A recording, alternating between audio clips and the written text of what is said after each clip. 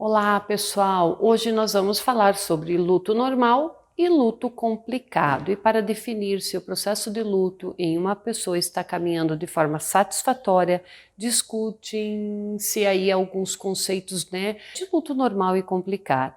É sabido que a cultura, a idade e o tempo transcorrido da perda podem definir as reações do luto.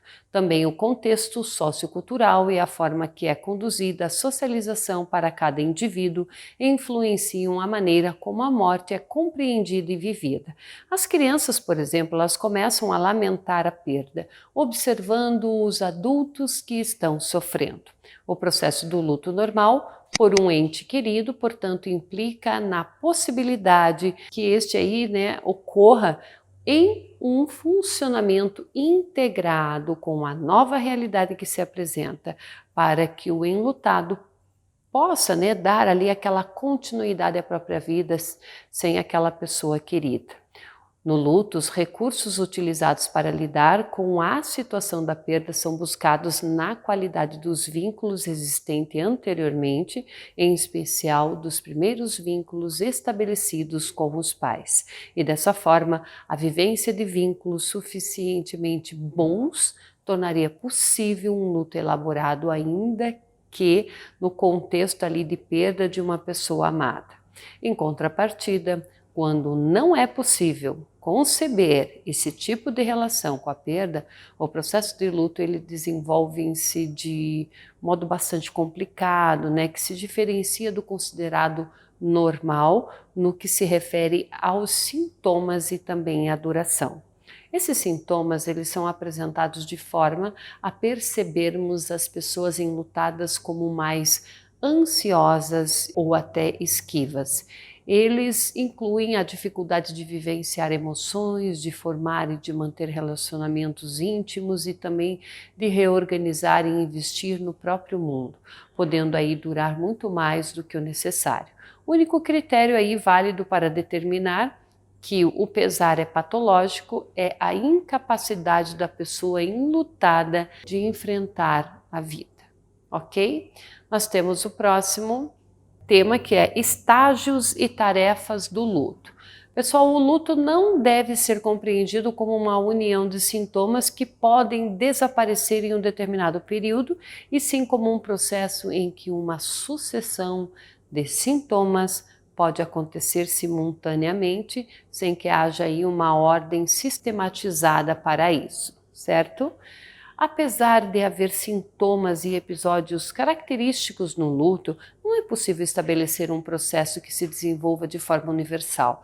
Porém, há um padrão comum no qual algumas características são observáveis na maioria dos casos. Na medida em que a natureza do luto é tão complexa, e as reações de personalidade individuais variam tão amplamente, é difícil chegar aí a uma definição abrangente.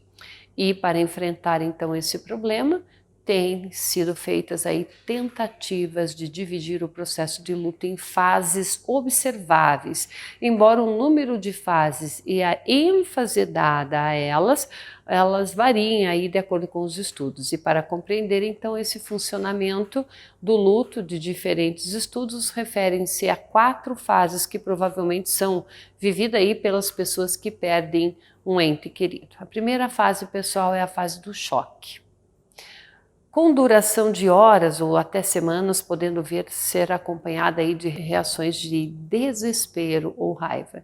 E nessa fase, as expressões emocionais são tão intensas e o enlutado pode parecer até desligado do mundo, apesar da tensão. Pesquisas relatam que nesse momento as pessoas sofrem variações de acordo com as situações e o seu temperamento, podendo sair de um estado apático para um superativo. Procuram-se assim como forma tipo de tentar amenizar a dor, distrair-se, e ir levando, o que aí aumenta a recusa da perda. Nesse momento, o enlutado, então, ele encontra normalmente acompanhado de amigos e de parentes. Depois de conquistado algum controle no sentido que diz respeito a essas atitudes, nessa fase do choque, o enlutado ele acaba por obrigatoriamente ter de testar a realidade e submeter-se aí a novas situações, né? Se sentindo muitas vezes abandonado e perdido, procurando desenvolver defesas contra a dor intensa. Ok? A segunda fase é a fase do desejo, da busca da figura perdida, com duração de meses e até anos. E nela pode existir a ilusão de que nada aconteceu e a pessoa se atenta a qualquer coisa que possa confirmar a sua fantasia.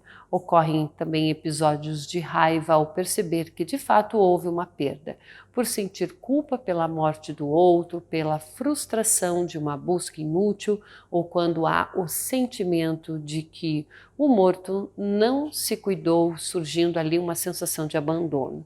Enquanto houver a raiva, a perda ainda não foi aceita. Esse sentimento pode ser transferido para outras pessoas que procurem aí consolar, né, o enlutado. Nessa segunda fase, tem como principais sintomas, nós temos aí as esperanças, os desapontamentos, o choro, a raiva, a ingratidão com as pessoas próximas. Com a constatação da morte, uma profunda tristeza sentida, podendo estar acompanhada de uma sensação de que nada tem valor e de um desejo de morte, né? Iniciando aí uma terceira fase, caracterizada por desorganização e desespero no enlutado.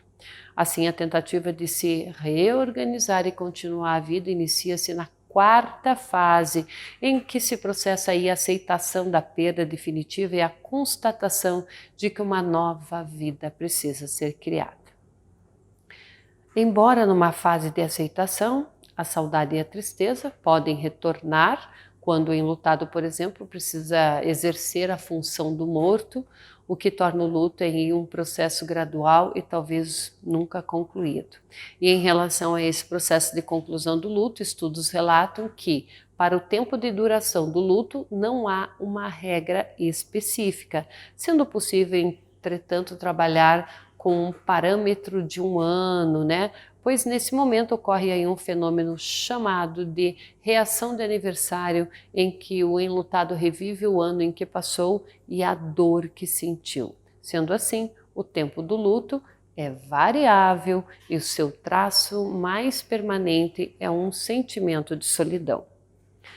A perda de um ente querido pode gerar uma crise no sistema familiar, pela necessidade de alguns membros da família de continuarem ali desempenhando suas funções, mesmo que estejam sentindo-se, né, sobrecarregados com as reações do luto dos outros e com o seu próprio sentimento e as suas sintomatologias. Essa crise deve ser superada para que possa ocorrer aí uma reorganização no sistema familiar e a construção de uma nova identidade.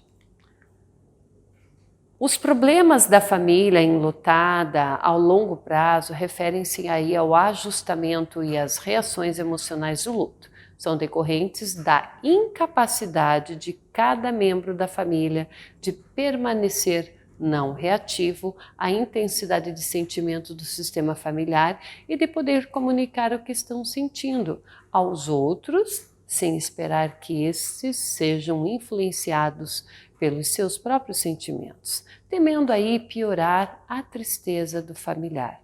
Então, pessoal, no que diz respeito ao luto infantil, estudos discutem estas etapas no processo de luto em bebês, em crianças pequenas, enfatizando que são muito parecidos com os do adulto. Ele identifica 4 fases durante todo esse processo de luto nessa população: entorpecimento, protesto e busca da figura perdida, desorganização e desespero e, por último, reorganização. Outra proposta para se pensar o processo de luto infantil é apresentado por meio de tarefas de luto. Ao invés de fases. Elas se caracterizam por não acontecerem de uma ordem pré-estabelecida e são mais identificadas como as 6 tarefas principais. A primeira é o conhecimento sobre a realidade da morte. Segundo, é expressar e sentir as emoções frente à perda com o suporte emocional de outras pessoas. Terceiro, integrar as memórias do falecido com o presente e futuro. Quarto, pessoal, redefinir novas relações. A quinta é ressignificar a vida após a perda. Sexta fase é desenvolver novos relacionamentos aí que ofereçam suporte após a perda.